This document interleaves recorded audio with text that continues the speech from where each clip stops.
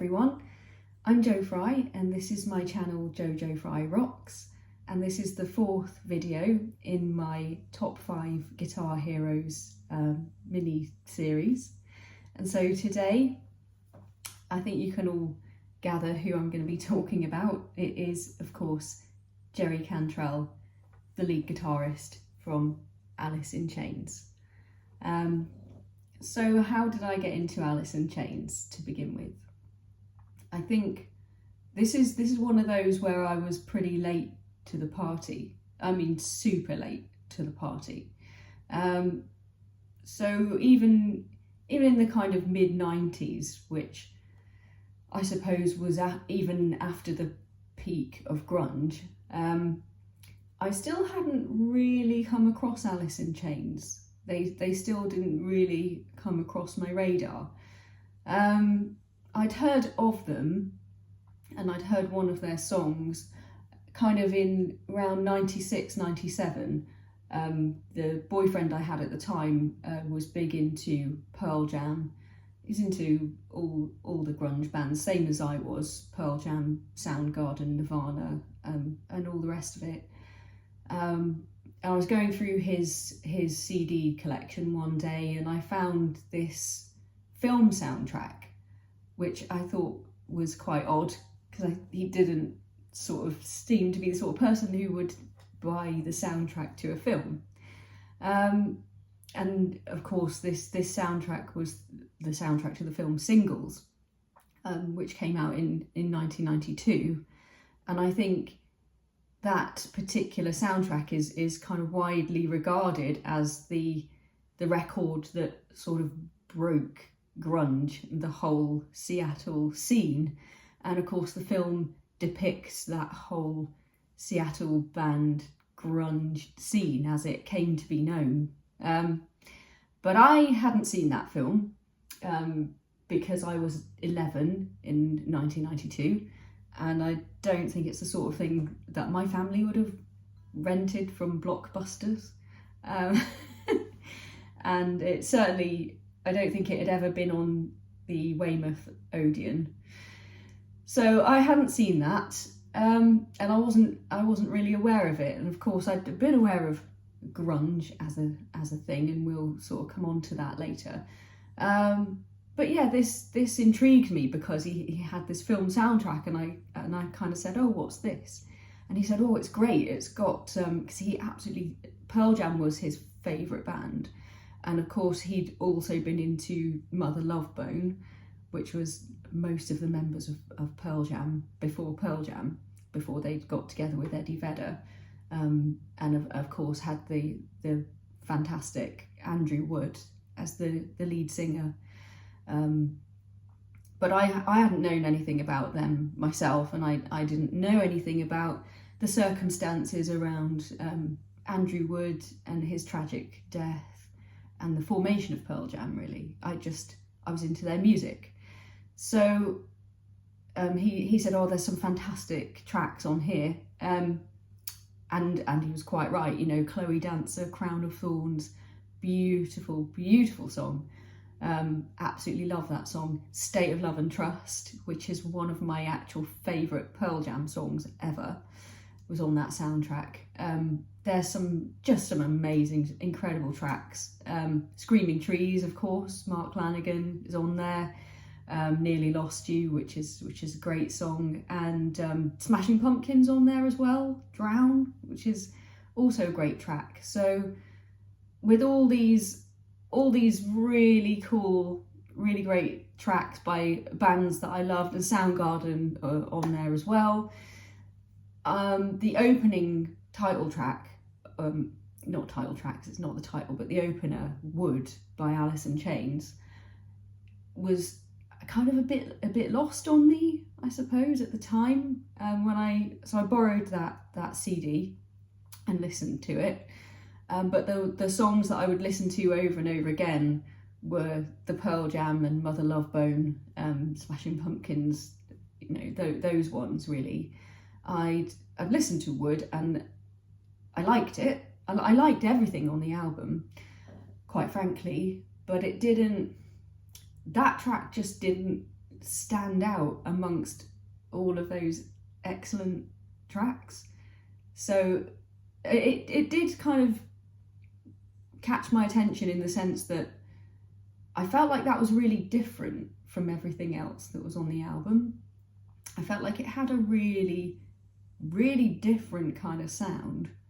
It's very discordant, which isn't usually kind of part of the makeup of, you know, the sort of more melodic rock songs that I was more into. So you had these really sort of discordant guitar parts and harmonies, which of course is the entire genius of Alice in Chains, of Jerry and Lane, and how they create that unique sound. But I guess I suppose I wasn't kind of ready for it at that time. My tastes weren't really broad enough, I suppose, to encompass that at the time. And I was still very much into Bon Jovi, and I was still listening to albums like These Days, even when I was kind of 16, 17. So that again wasn't something that really made me think, oh, who are this band? Alice in Chains, let's go and check out some of their stuff. So I was aware of them, but didn't know anything about them. Don't forget, we're still pre-internet here, really. 96, 97. The only means that you had of really finding out about new bands and music was either through your friends or magazines, which I did read, you know, NME, Metal Hammer, those kind of things, or MTV, really. And which I didn't watch very often. I only was able to watch at a friend's house occasionally. So obviously, subsequently, I've become aware that Alice in Chains were on MTV all the time. I think they were always on like Headbangers Ball, but I didn't really get to watch that very often. And yeah, they just kind of hadn't come up. I also had a bit of a misconception about them. For some reason, again, I hadn't sort of clocked really that they were part of the whole Seattle scene. And I know this sounds ridiculous because they were obviously one of the first bands that came out of there. But they were, at the time, you know, living through this kind of period at the time. They were massively overshadowed by Nirvana. And so when any association that you had with grunge was really, in the early 90s, it was all about Nirvana and then Pearl Jam. And they became the massive, massive hit bands with huge albums. And a lot more radio play and things like that. Okay, I don't think Alice in Chains were ever on Top of the Pops, which again was another kind of mainstay of how I discovered new music. I don't think they got a lot of airplay on like Radio 1, which was really the only radio station that I had access to or listened to particularly. So yeah, they were a band that I didn't know a lot about. And I think because of the name, and because I'd seen kind of pictures of them, like on magazine covers, and Lane, I think, at that time he either had kind of short hair at times or he had kind of dreads, and you know, and he kind of always wore those sunglasses, kind of had some piercings, leather jacket and stuff. And I really thought they were like a metal band. Alice in Chains, it sounded a bit Alice Cooper, Chains, kind of metal. So I sort of had these associations. And I really wasn't a metal fan at all. I suppose I liked a couple of Metallica songs, but that was it.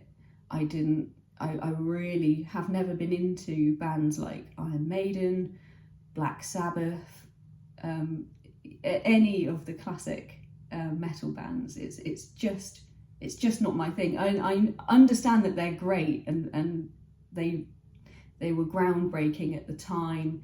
You know, Megadeth and all these huge bands who have done so much creatively and done so much for guitar music, but it wasn't my scene, it wasn't my thing.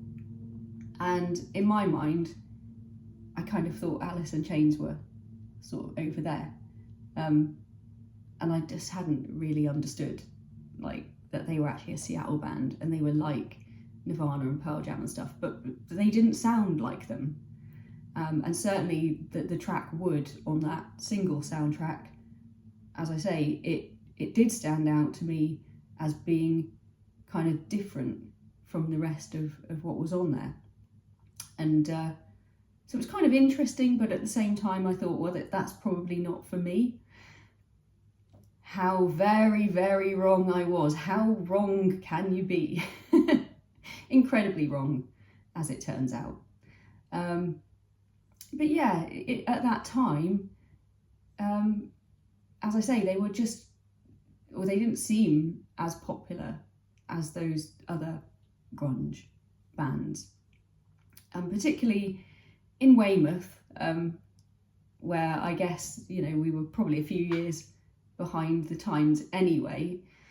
And when I was sort of going out and watching bands, I was kind of 15, 16, 17, the sort of pub cover bands, I mean, well, they were still playing like Thin Lizzy covers, and actually really fantastic bands, like the owner of the guitar shop where I got my Ibanez from, and who'd given me the pickups for this guitar, John from Rock and Pop Music, was actually in a Thin Lizzy cover band called Fat Lizzy.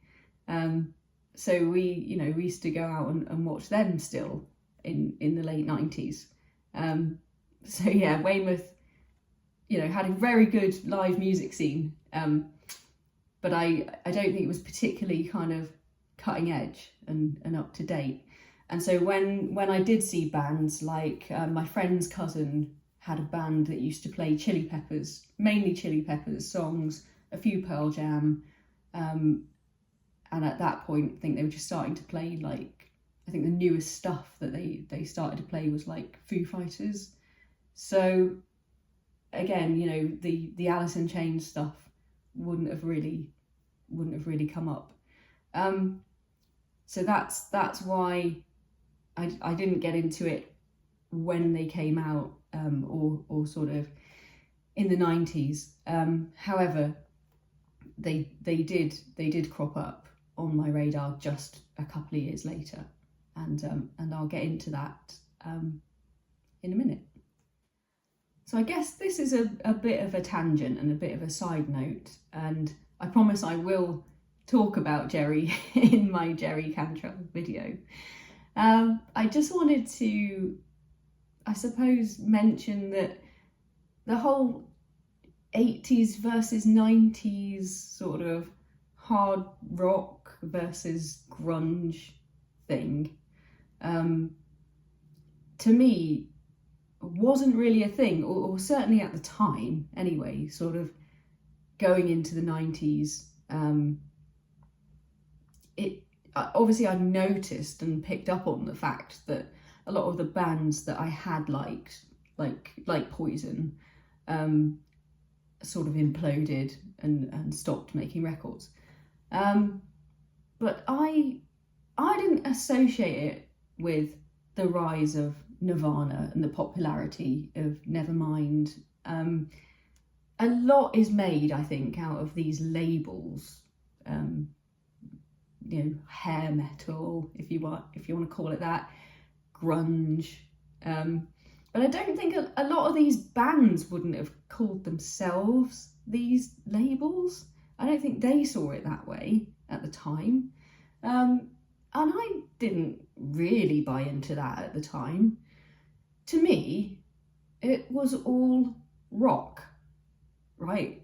Like, it's all rock music. It's guitar-based rock. And yeah, it's different. Like, there are differences, and I'm not going to say that there aren't any differences. Of course, there are loads of differences.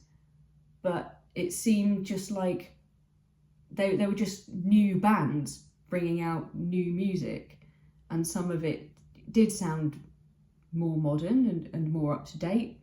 But I really think these are kind of labels that were invented by record companies. Well, you know, Sub Pop out of Seattle sort of invented grunge, labelled it. And then there, as there always is, then there was this bandwagon that all the record companies wanted to get onto because it was very lucrative. And then you sort of have this movement, if you like, that isn't really a movement. It's just MTV trying to tap into that popularity, and then they stopped playing Poison's videos, etc. But you have to remember as well that, like, some of these bands are on the ropes anyway by this point, just due to their own issues, their own kind of infighting, addiction. Yeah, they've been going for quite a while at this point, and I think a lot of it just happened naturally anyway. And I think the other thing to remember is that bands like Guns N' Roses were still huge in the early and mid-90s. Use Your Illusion, their double album, that like broke records for being like the biggest selling, fastest selling kind of album at that time. You had, you know, that went, did it go gold? I think it went gold within 5 hours of being released. So when was that? 1991? You know, 5 hours and it had sold 1 million copies already. So, you know, they were still touring. That tour was epic, and it went on until like 93.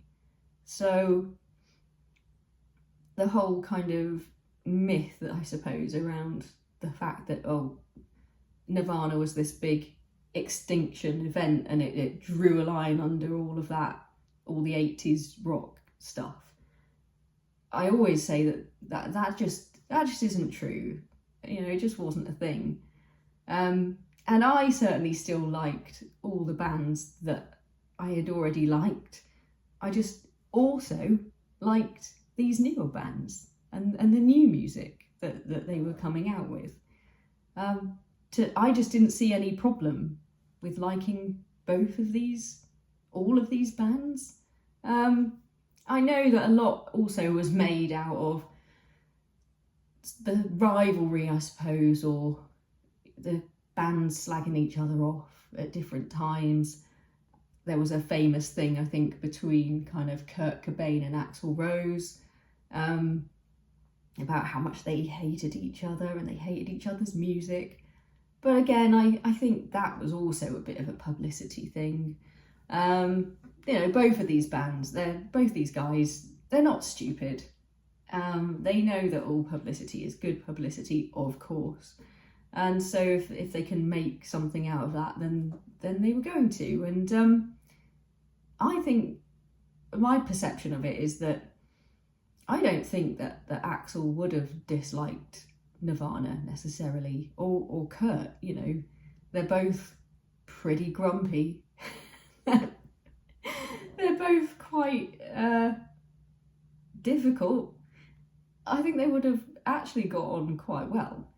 I think they probably have a lot in common. You know, both very disaffected as kind of young guys growing up in small towns.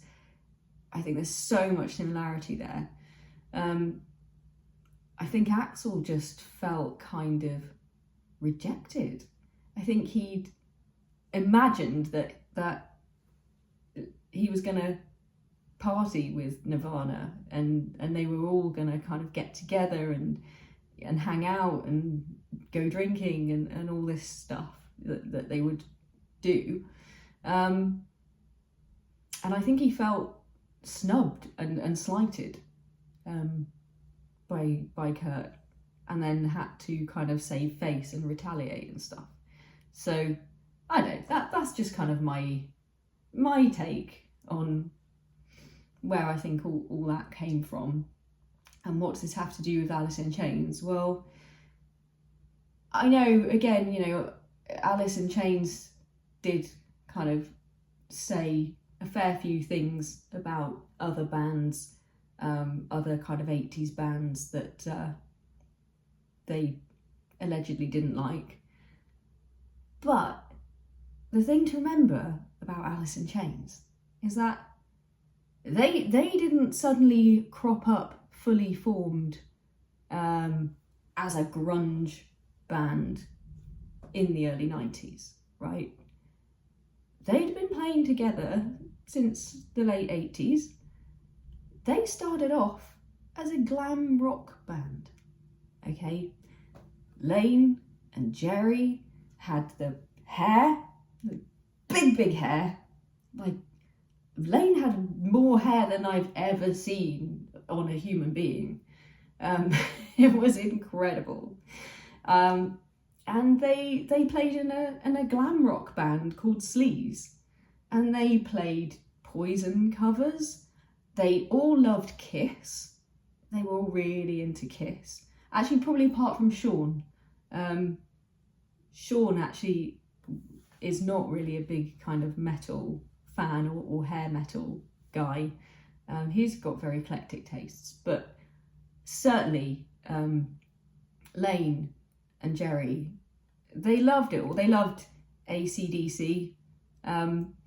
They were kind of big into all the classic rock bands, and they went on tour with a few of them. So, you know, they would be the opening act for these guys. And I think the reason why they said kind of negative or derogatory things about some of them just stemmed from some of their experiences on tour. Like, for example, with Extreme, like they really didn't like Extreme, but that came from the way that they were treated by the guys in Extreme. And I'm not going to go into it now because it's pretty awful, and I can imagine how much that must have sucked for a new young band. It's basically bullying, and it's really not on. So I think they had every right to slag them off. But musically, that was where they came from, where they started out, and what a lot of their original kind of influences were. So that's just kind of another way in which, like, for me, I don't really see that there's any big problem with still loving like 80s rock and hair metal, although I hate that term, but I know that does actually mean something in terms of describing the genre. So I don't see a problem with liking all of that and liking grunge and the Seattle stuff and Alice in Chains. To me, if it's got distorted guitars and anthemic choruses and it rocks, then it rocks. And I like it. So how did I eventually get into Alice in Chains? How did they eventually crop up on my radar? It was around the time that The Darkness came out. So it was kind of 2003, I suppose. I'd been on a year abroad and I was in my final year at university. I hadn't been really very inspired or into the whole nu metal genre that was emerging at that time. I liked a couple of the songs, like Crawling, Linkin Park, but I think I like that Evanescence one as well, Bring Me to Life. But they were a bit Christian rock for me, so I didn't really get into it. And then The Darkness came along, of course, and I've talked about that in my at length in my Darkness video, and I'll talk a little bit more about that in my Justin video as well. But yeah, so I'd got back into guitar-based music, which was great, and a new record shop had opened up in Exeter, which was called Martian Records. It was just this little independent record shop, and that is where I used to go to buy Darkness singles. You know, whenever they brought out a single, I'd go and buy the kind of the CD single, the DVD, you know, the album Permission to Land when it came out. They also sold like t-shirts and things, of course, so I'd go in there and buy Darkness t-shirts. So I was in there, you know, I'd go in there fairly regularly, and there was also one particular guy who worked in there, who I guess I developed a little bit of a crush on. He was a very skinny, pale, gothy looking guy. He had very long dyed black hair. He actually looked a little bit, I'd say, halfway between kind of Dan Hawkins from The Darkness and Jerry Cantrell, actually, now I think about it. So yeah, you know, he had quite sort of pointy features, but anyway, I really liked him, and I used to try and have a little bit of a chat with him and have a bit of a flirt, I suppose, although he wasn't really into it, bless him. You're a sitting duck, aren't you, when you work in a shop, and you know you can't really escape. Poor guy. So I used to go in there and, as I say, try and sort of talk to him about music, and his tastes, I think, were quite different from mine, and I think he found it quite hilarious that I was into The Darkness. He clearly didn't like them at all, and thought it was really kind of lame. So I was trying to think of a different way that I could try to sort of connect with him. And so this one day I was in there, and he was wearing an Alice in Chains t-shirt. It wasn't this t-shirt. I can't remember exactly which one it was now. I think it was the cover of their Greatest Hits album, which I'm pretty sure was out by then. I seem to remember it was much darker, and it had a much stranger picture on it. Anyway, it said Alice in Chains, and then I kind of thought, oh yeah, I remember Alice in Chains. Oh, maybe it's time to, you know, maybe it's a good time to kind of revisit that. So I asked him to recommend me, you know, an album, because I said I don't really know much about them. I remember the single Wood. I remember that from the single soundtrack. But I liked it, and I'd like to kind of know a bit more about them. What would you recommend that I listen to and buy from your shop? So of course he was kind of obliged to help me, but I think he did think, oh, maybe there is hope for her, because he clearly was really into them. And then he sort of went on at length, started talking to me about Alice in Chains. By that point, of course, Lane had already passed away. So he told me a little bit about that. It sounded really sad and awful and tragic. But of course that struck a chord with me, in terms of remembering how I'd felt when Kurt had passed away. So that seemed to be about kind of par for the course for these bands by that point.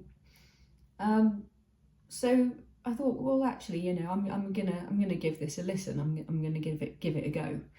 And I bought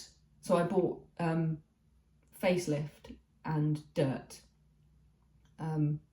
because I didn't want to just do the, you know, I'll buy their greatest hits, which is usually something that just record companies put out when they need some additional cash. So I wanted to kind of get into the, you know, the authentic albums. And I took them home. And I obviously was at first just thinking, oh, I'll listen to these so I can go back in and have something to say to him and talk to him about, which is really shallow. But I was in my early 20s. This is what you're like when you're young, right? But I actually found that I really liked it. I absolutely genuinely really liked it. So at that time, remember, the only band that I was really into was The Darkness, and they'd only put out one album and they brought out a few singles, but I didn't really have that much else to listen to or to get into. So it was great for me to discover Alice in Chains at that point. It was really exciting that here was a band that I'd kind of missed, as it were, at the time, but I just got right into it, really into it. The track Man in the Box, sorry, was, I still to this day feel like that changed my life. It's just one of those songs, like, that's one of the greatest riffs of all time. That's got to be one of my all-time favourite riffs. And it's not just that, you know, it's Jerry's writing and the guitar riff, but that chorus, Lane belting out that chorus, it's just huge, it's massive, and it just takes your face off. And I feel like I was never really the same after Man in a Box. I feel like I was just never going to be the same in some really fundamental way. I can't really even explain, but it just seemed to kind of blow most other things out of the water. And I certainly wasn't having anything more to do with nu metal after that. So I'm going to talk about some of Jerry's techniques that create that Alice in Chains sound, that unique sound. And also, I think, demonstrates that a lot of... I just get fed up when I hear people say that, oh, you know, grunge is rubbish and, like, they can't play their instruments and stuff. We know that's not true. Like, we know that Nirvana songs are incredibly complex, actually. And it's the same with Alice in Chains songs. And his techniques are very much from the kind of bluesy school of kind of rock guitar playing, I suppose. A lot of different kind of bending techniques, and just a lot of kind of funk stuff as well that he gets in there, which really gives it a groove. I think also because because he was the only guitarist, so he's not only the lead guitarist, he's the only guitarist. So he's composed the rhythm and lead parts, and how they deal with that live, I'm not entirely sure because I've never actually been to see them. I think I do remember watching the Alice in Chains Unplugged, which is the best. I mean, I know a lot of people think that the Nirvana one is the best one. For me, it's the Alice in Chains one. And I know they did have a second guitarist on there because Jerry just wouldn't have been able to do all of the parts. But yeah, his rhythm playing actually is quite, or can be quite kind of groovy and funky.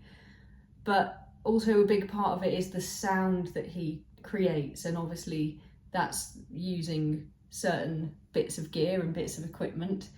So as well as his sort of G&L guitars, which give him a very unique sound, because I don't know actually that many other bands or other players that use G&L guitars, and fairly uniquely, you know, they just have the kind of one single coil pickup, I think. So they're not necessarily very powerful, but I think the Bogner amps that he was using at the time had, you know, quite a lot of power to them. But the main thing that Jerry uses in his sound is the wah pedal, and it's, you know, almost as associated with him as much as it is with anyone like Slash or Kirk Hammett.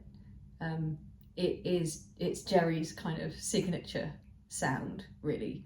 So to sort of demonstrate a few of his techniques and a few bits from their songs, I have actually downloaded a free patch on the Boss Katana. I've got a few different sounds, so I'm going to have a play through some of those. One of them I used actually on the opener to this video, which was for Rooster. So this is a good example of one of his techniques actually that he uses, which is kind of the reverse rake. So where you basically start the chord by strumming upwards, just gives it a different sound. It just mixes things up a bit, but he does this on Rooster. So this is the Boss Katana patch that I'm using for kind of a cleaner sound, and this is obviously what it sounded like on Rooster.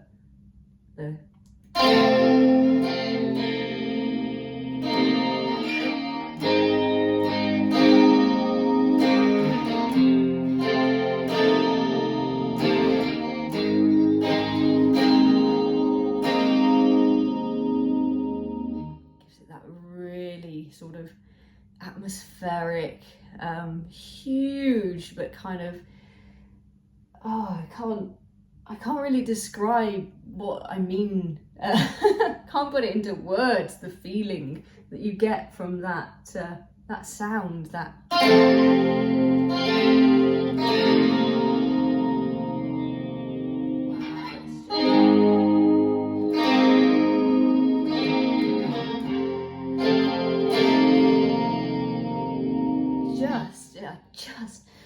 God, it just makes me kind of emotional.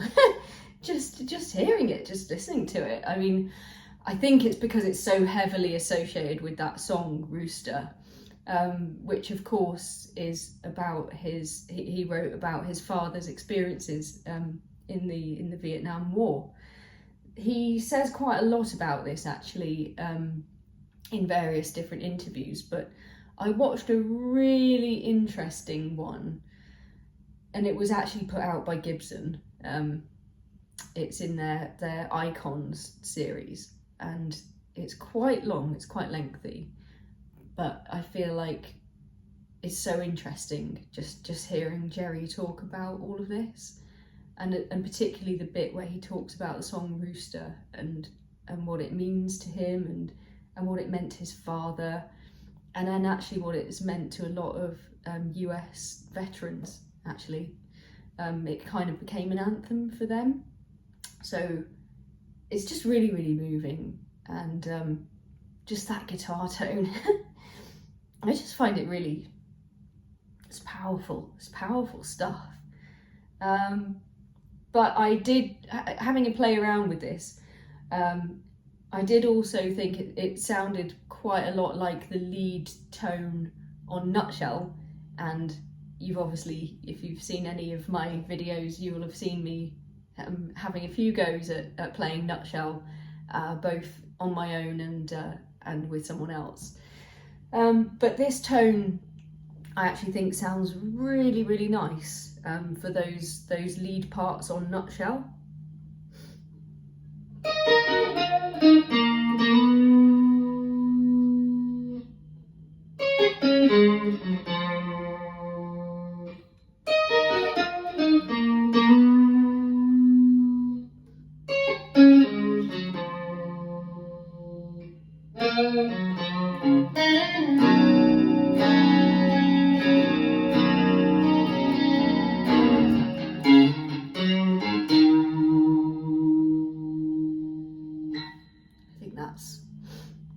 That sounds quite close to the actual track.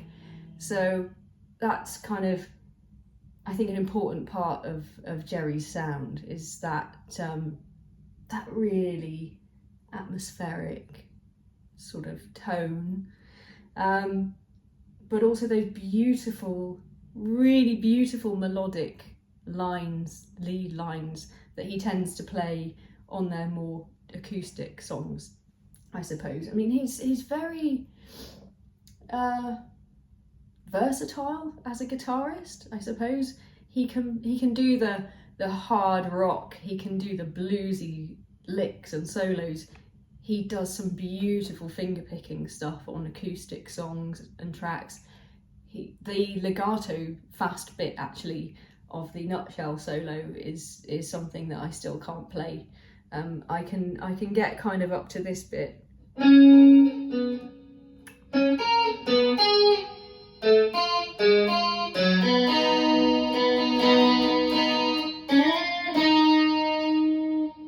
then he does a wonderful, beautiful, fast legato lick just to end the song, really. And I haven't even attempted that yet, but working up to it. But yeah, there are so many elements to his sound. I mean, there's also that dissonance that they're really, really famous for. They're really, really associated with. And whenever I'm playing kind of something like Wood or Angry Chair, my partner will sort of pop in and say, "Oh, I think one of your strings is out of tune. I think your guitar's out of tune. You sound out of tune." And I kind of have to say, no, it is right. And my guitar's in tune and everything. I mean, it's tuned down a half a step. But it's dissonant. It's that kind of minor sixth dissonance that is again an integral part of their sound. So the kind of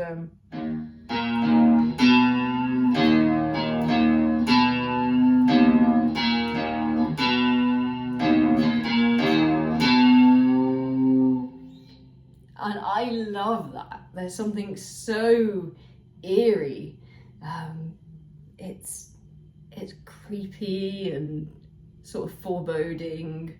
It just has this real drama that it adds to it, and I can see how somebody who doesn't know their music might think, oh, that sounds like you're playing it out of tune. Sort of like on Wood as well. It's kind of like oh,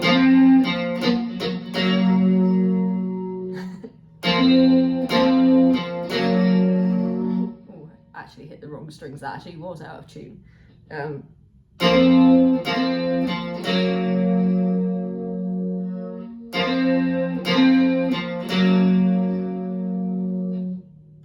there's that incredible bass part to it as well, which just gives it a real sort of driving rhythm and the drums as well. Sean's kind of like hitting it on the drums, and it builds and builds, and then the kind of Lane comes in, and it's a really, really great song, obviously. But yeah, I can kind of see how if you didn't know it, that might sound like it's out of tune, but it is that dissonance that really, really makes it. And yeah, what else does Jerry do that's kind of really, really, really Jerry? I guess if I switch up the tone, so again, this is from the Boss Katana patch as well. We have the, of course, intro to Man in the Box, where he starts by playing a chord which isn't the usual power chord, I suppose, that you would expect it to be. It's actually played the open E string and the D, so the sort of second string, 5th fret. So rather than I guess the power chord would be kind of, you would expect it to be, but it's not. He's actually using the flat 7th, which gives it a more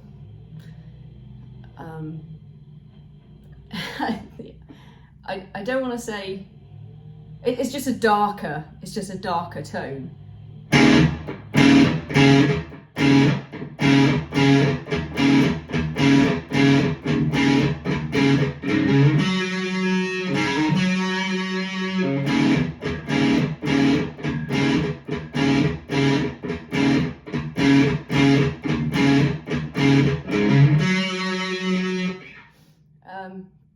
So that is kind of a Jerry chord, I guess. And then of course into that kind of solo where he uses a lot of vibrato, and again it's quite a unique vibrato. He's really kind of leaning into it, and then kind of throwing in some bends as well.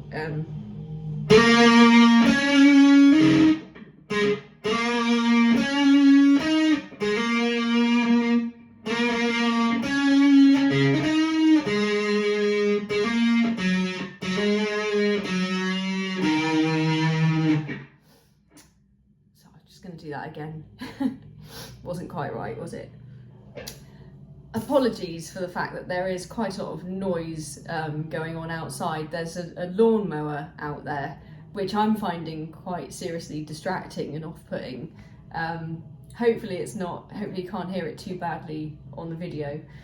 But anyway, I'm going to try and drown it out now by playing a little bit of Man in the Box, and if I'm doing it right, it should blow that lawnmower out of the water.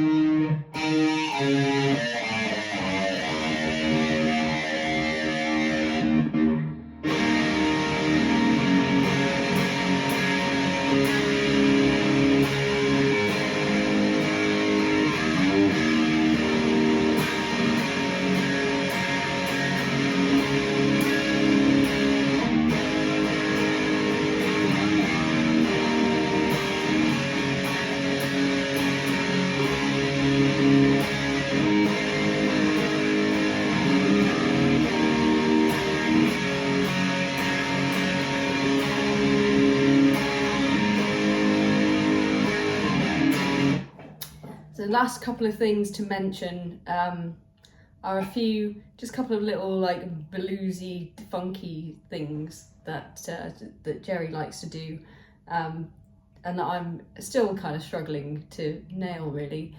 One of them is sort of bleeding a bend, so he will sort of bend up and then slowly release whilst sort of chopping away at the string and picking it, kind of using the wah pedal as well, so you get the full effect. It's kind of like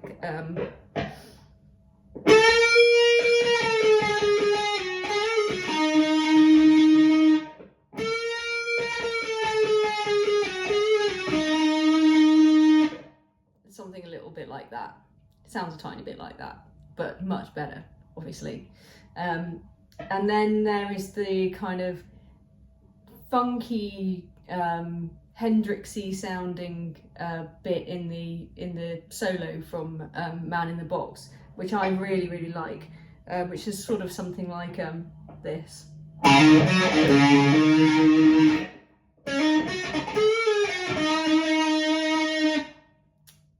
It obviously sounds better when he does it, but it's that sort of I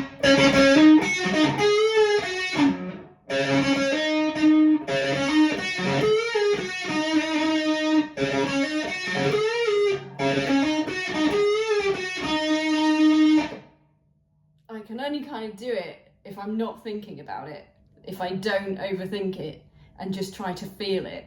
He just plays with such exceptional amounts of feeling.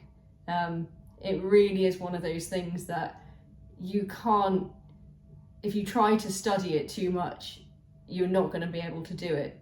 It's the same with some of his bends, and obviously he does it on purpose for effect, but I notice quite a lot of the time that he'll go sharp actually quite often on his bends, and that just creates, it's a little bit unexpected and it creates more excitement, I suppose. So they're not always accurately hitting the pitch that you would expect. You would expect it to be a half a tone or a full tone bend, but he often sort of over bends, and you hear this slight sort of sharp note, which is quite arresting as well, like in the middle of a solo or something. And again, he'll throw in things like that, just to create some unexpected noise, if you like. And he'll do things like go to the highest fret on the guitar and kind of bend and do that kind of release and chop away at it, just to sort of make a lot of noise, I think. I'm not sure what this is going to sound like, but I'm going to try it anyway. So.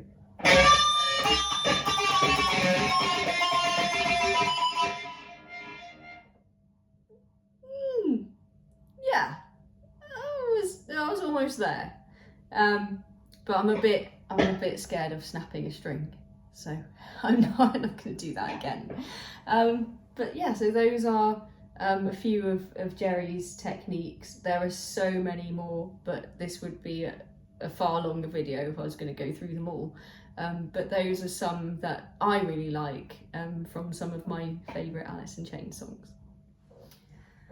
Obviously, I've been talking mostly about Jerry's work in Alice in Chains and how much I love Alice in Chains and how I've got into them and everything. Obviously, he's done, I think, 3 solo albums now, and he's also sort of continued to lead the band Alice in Chains, so sort of after Lane's passing, of course, with the singer William Duval, and he continues to write and create and perform and play, and I just think that's really incredible. He's really prolific. He seems to never ever run out of ideas for songs. And I think most of Alice in Chains stuff at least started off with Jerry. I know Lane did write some lyrics, and particularly to Nutshell, of course.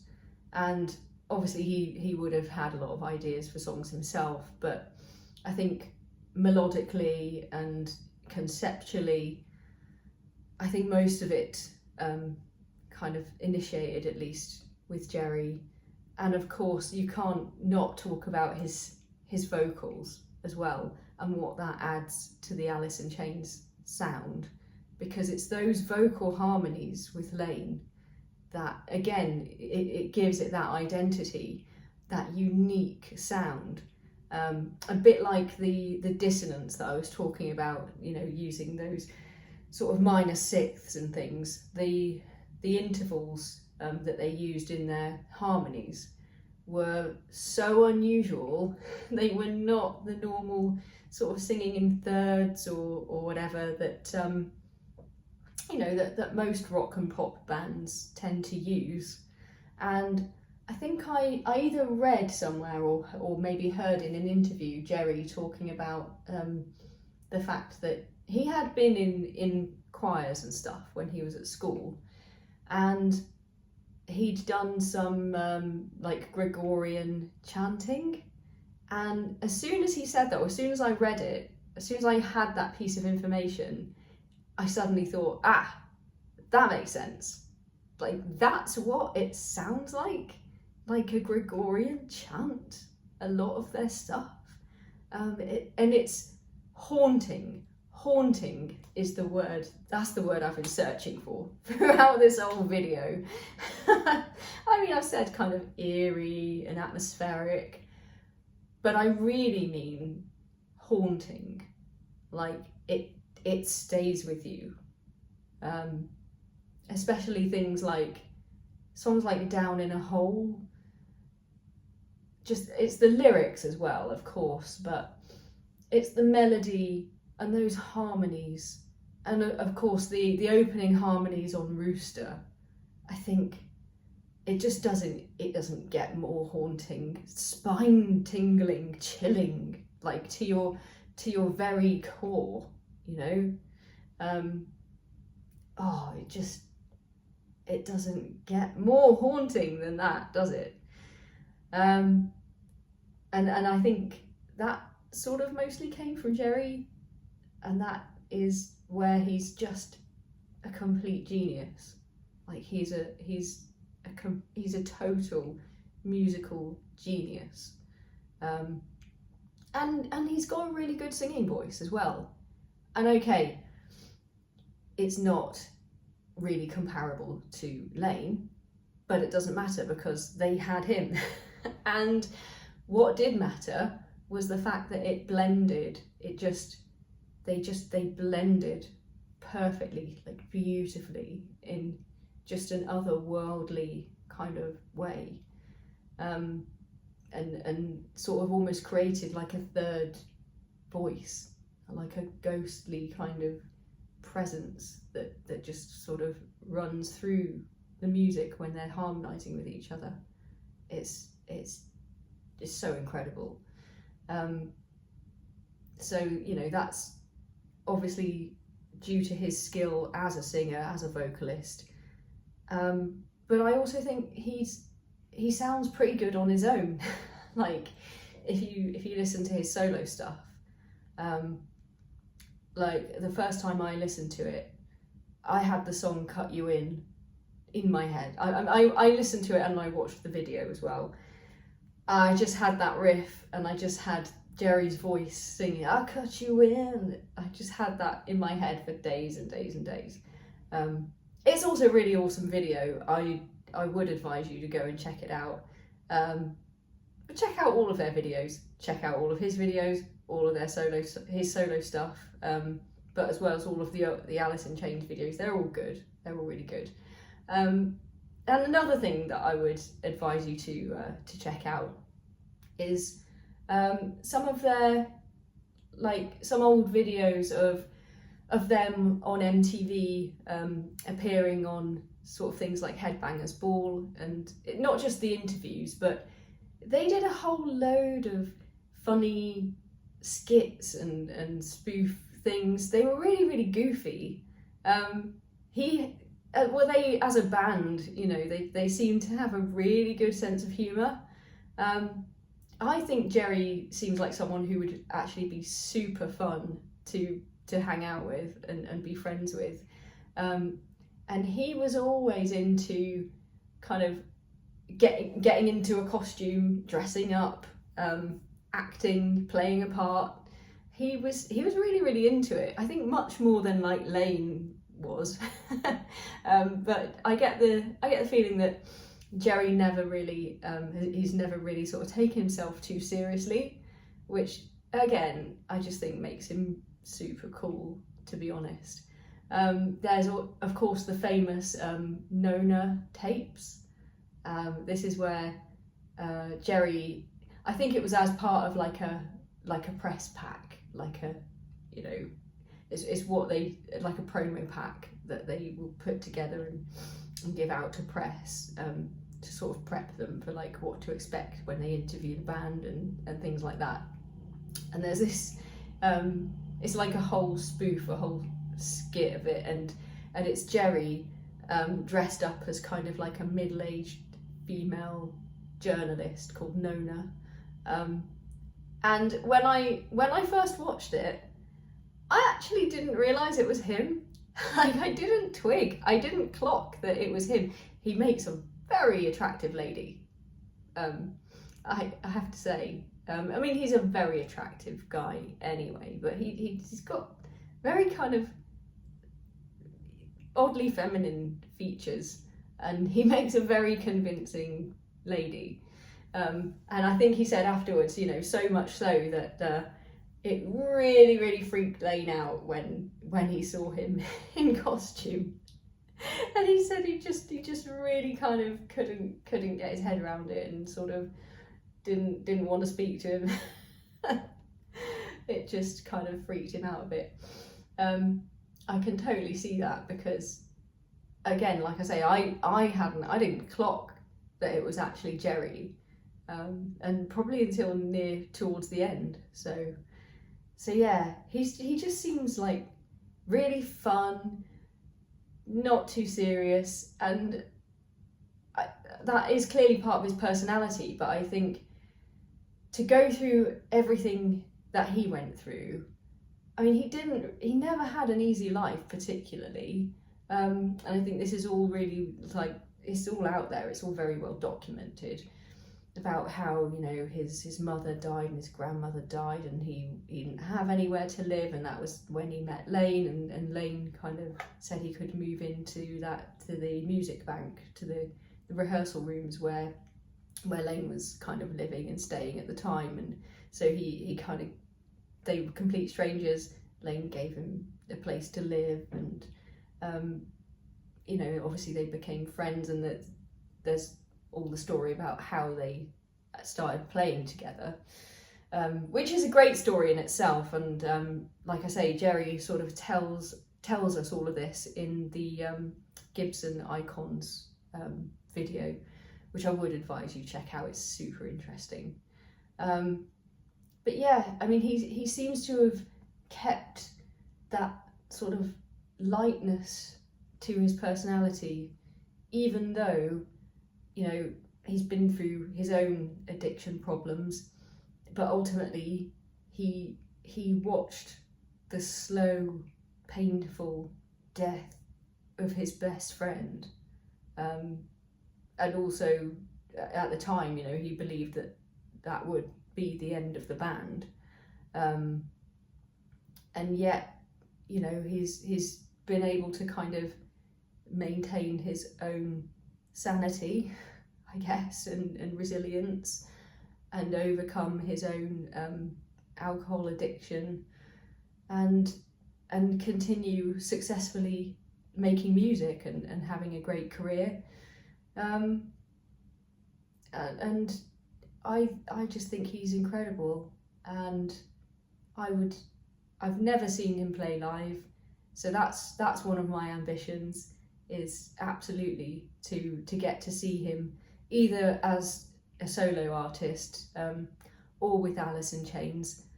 I have to say, I really think that William Duval is an awesome singer. He's not Lane, and nobody is, and nobody ever will be, but I still personally want to hear those songs. I love those songs, and I'd love to see them played live. I'd love to see Jerry play live. So if they come to the UK, and if I ever get the chance to, that is absolutely on my list as something that I'm committed to doing. As I say, either as Alice in Chains or Jerry by himself, or both. Ideally, in an ideal world, I'd get to go and see bands play all the time, but it's not so easy now, nowadays, with other kind of commitments and things. But yeah, so to summarise, just, you know, Jerry is one of the greatest, and seems like also one of the nicest and coolest people on the face of the planet. And one day, I will go and see him.